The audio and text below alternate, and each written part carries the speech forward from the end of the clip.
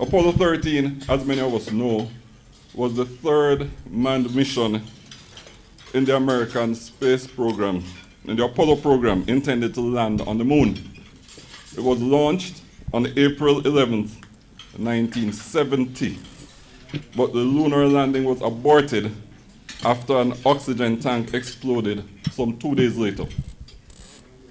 Despite challenges caused by limited power, loss of cabin heat, shortage of potable water, the crew returned safely to Earth on April 17th,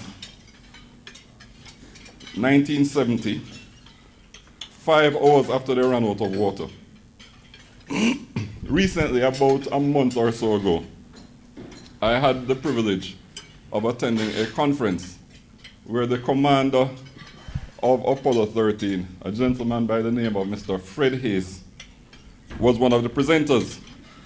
And there were many things which Mr. Hayes said, which were insightful and inspiring.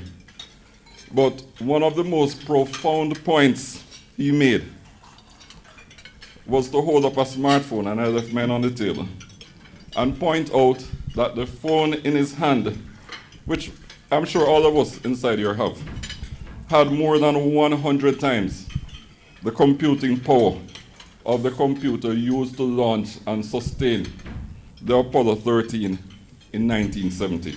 This is a eureka moment, because one thing is clear: if they were able to launch a spacecraft into outer space, if they were able to sustain it there for days, and to safely return it to Earth using that limited technology, it is clear that 100 times later, we have all the technology we need available to undertake any transformation of our businesses. Right? So technology is there, it is a facilitator, and it is available. We just have to be wise in how we use it and how we implement it. The second part of my theme today speaks to disruption. In my remarks last year, I think almost exactly a year from today, Marcia, I discussed transformation as being a key enabler for growth. The need to transform amongst unprecedented change and volatility is, quite frankly, impatient of debate.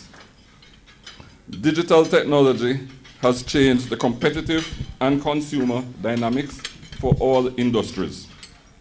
Barriers to entry are low, global boundaries are diminishing, and the level of interconnectedness is high, and customers are increasingly informed and increasingly demanding.